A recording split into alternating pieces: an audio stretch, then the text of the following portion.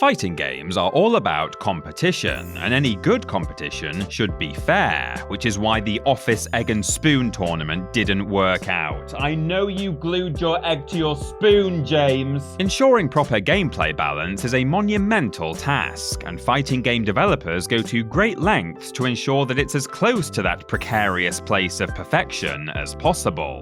But no matter how meticulously well-balanced a fighting game may be, it's impossible to account for every detail, and some characters are going to inevitably drift to the top or bottom of the heap. And in the most extreme cases, a few drift right past the bottom of the heap and into the swirling abyss of dread and agony beneath it. This list is about those unlucky few, the characters who, whether because of a joke, an oversight, or sheer bad luck, sink to the lowest tiers of the rankings to become the worst of the worst. I'm Peter from TripleJump, and here are the 10 worst characters in fighting games. Number 10. Dan Hibiki, Street Fighter Alpha. Back in the halcyon days of the 90s, there were two big names on the fighting game scene, Capcom and SNK. Fortunately, while the competition between these two was very much real, they liked to keep things light most of the time. The most obvious shot across the bow between the two was Dan Hibiki, a character first introduced in the prequel game Street Fighter Alpha. While outwardly resembling series mainstays Ryu and Ken in his design, Dan's moveset was deliberately hamstrung in comparison, an example of this being a fireball that only travels about 6 inches. His only asset, if you can call it that, is a unique ability to taunt an unlimited number of times during a match. Both Dan's goofy design and his lackluster arsenal were deliberate jabs at SNK's rival series, Art of Fighting, specifically the characters Ryo and Robert, whom Capcom felt hewed just a bit too closely to their own characters. However, while the intent behind Dan was obvious, it was all in good fun, and the character who was made bad on purpose ended up becoming another beloved member of the Street Fighter crew, and later turned out to be a genuinely viable, if still goofy, fighter in later installments. Number 9. Ganondorf, the Super Smash Bros. Series. The Super Smash Bros. Games are all about featuring an all-star roster of gaming's biggest names, iconic heroes and villains from across the digital landscape duking it out all in the name of good fun. Hailing from the Legend of Zelda series, Ganondorf, also known as the King of Evil, is a powerful warrior and mighty sorcerer who strikes fear in the hearts of all who face him. It's too bad then that none of that really translates to the fighting game arena. While his raw power and strength are second to none, Ganondorf has been at or near the bottom of the tier list for almost every Smash game he's appeared in due to his ponderous speed and his tendency to fall like a rock when he's knocked off the edge of the stage.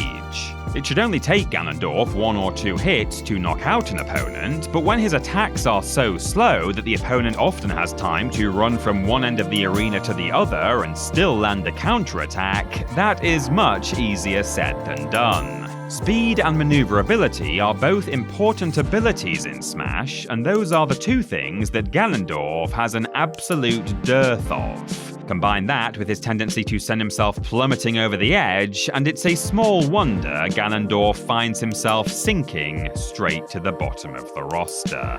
Number 8. Hercule, Dragon Ball Z Budokai.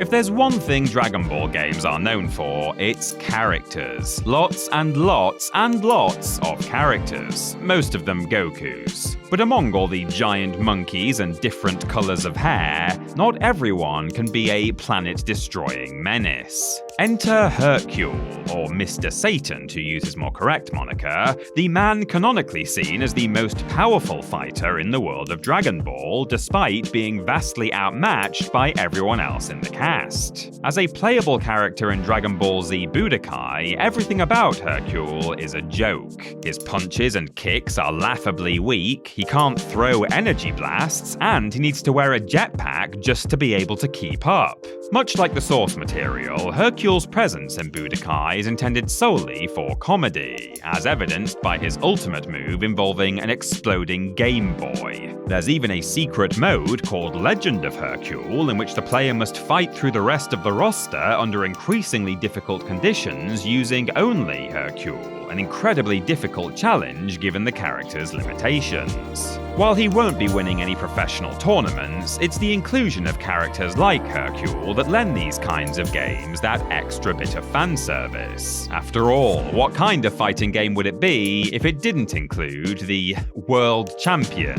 himself? Number 7. Servbot, Marvel vs. Capcom 2. They say it's not the size of the dog in the fight that matters, but the size of the fight in the dog.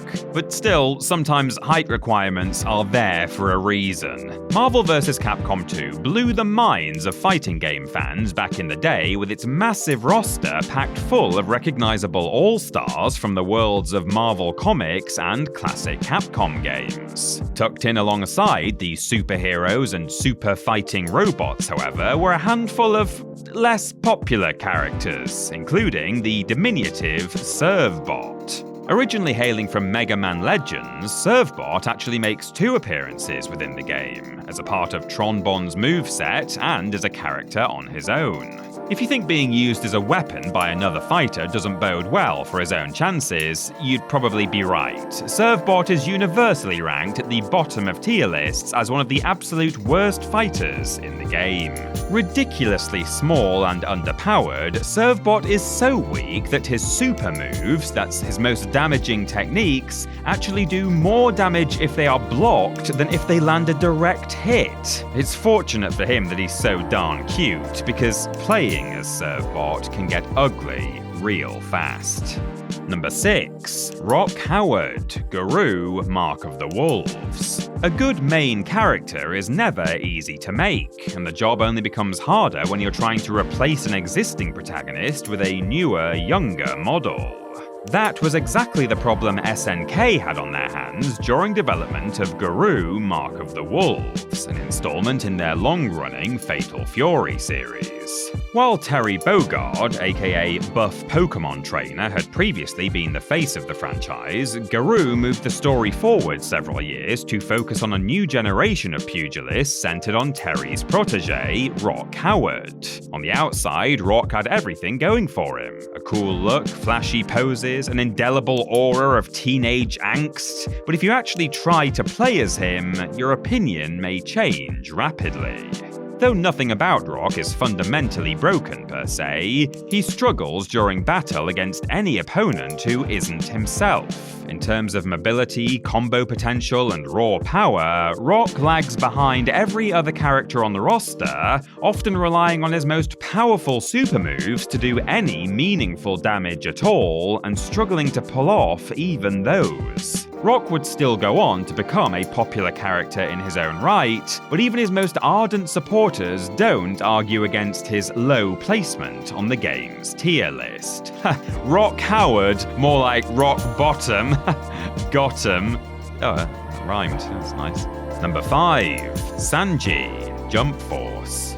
Jump Force is a fighting game with a roster drawn from various manga franchises published in Shonen Jump magazine, including Dragon Ball, Naruto, and Bleach, to name just a few.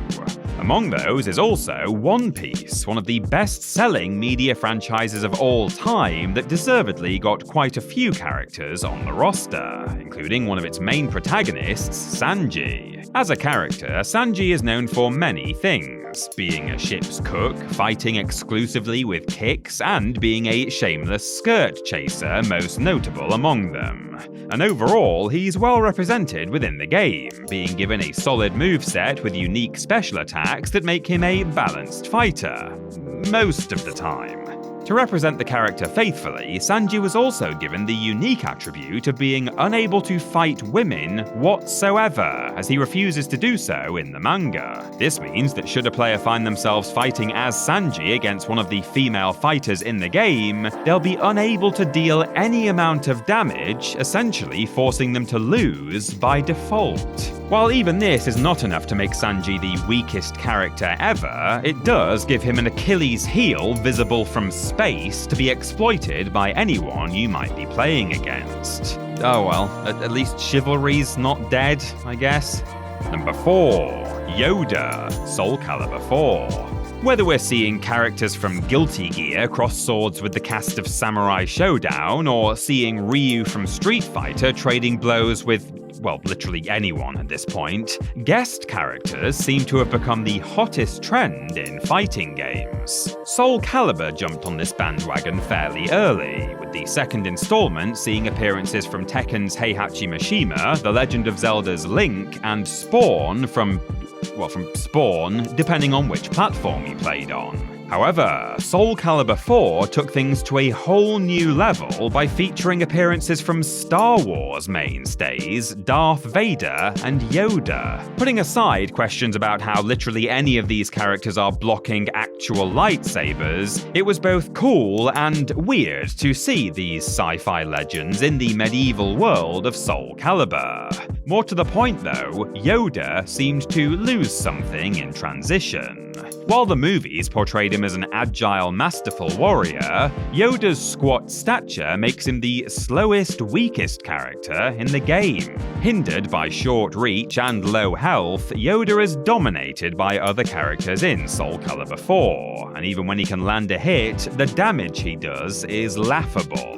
Being less than half the size of a regular character essentially breaks the game for Yoda, putting him at a wholly unique disadvantage. He may be a Jedi Master, but the Force was anything but strong with Yoda this time around. Sometimes the phrase "size matters not" does not apply. Number 3. Dr. Boskonovich, Tekken Tag Tournament 2.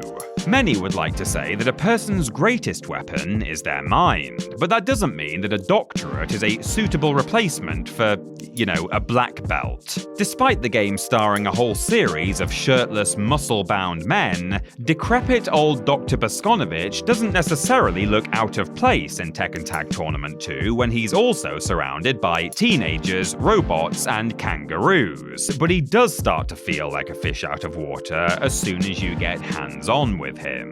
Boskonovich fights exactly how one would expect a man of his age to fight, that is to say, extremely poorly. His attacks are pitifully slow and weak, and many of them seem to actually hurt him more than the opponent, to the point that he's left lying on the ground writhing in pain from an aching back. And honestly, who can blame him? I mean, I can relate to this anyway. Given that Tekken Tag Tournament is non-canonical and focuses more on the sheer size of its roster rather than its competitive viability, Boskonovich's return here from Tekken 3 seems geared more for laughs than anything else. I don't see what's so funny about it though. It just feels like I'm watching my granddad in a street fight, or worse, myself in just a few years' time. Number 2. Potemkin, Guilty Gear The Missing Link. Zona, Rushdown, Puppet, fighting game characters come in several archetypes, and perhaps the most controversial of them all is the Grappler. Known for being large, slow, and powerful, grapplers bring their opponents down not with elegant combos or flashy projectiles, but good old-fashioned body slams and throws. Hailing from the Guilty Gear series, Potemkin is one of the most famous grapplers of the genre, known for his absurdly damaging Potemkin Buster attack, and for being one of the series' regulars ever since the first game. And while he's had his ups and downs over the years, his beginning was somewhat inauspicious. Guilty Gear The Missing Link is a notoriously buggy game full of glitches and exploits, and none of them are to Potemkin's benefit. As one of the few characters who can't dash, he's also one of the only ones without access to infinite combos, and while some of his moves are good on their own, he lacks the speed and resources to use them effectively. Other characters run circles around Potemkin while he struggles to land a single hit. He may be one of the largest and most powerful of all the grapplers, but when you're stuck in a game where those aren't redeeming qualities, all you'll be grabbing is a big steaming pile of losses.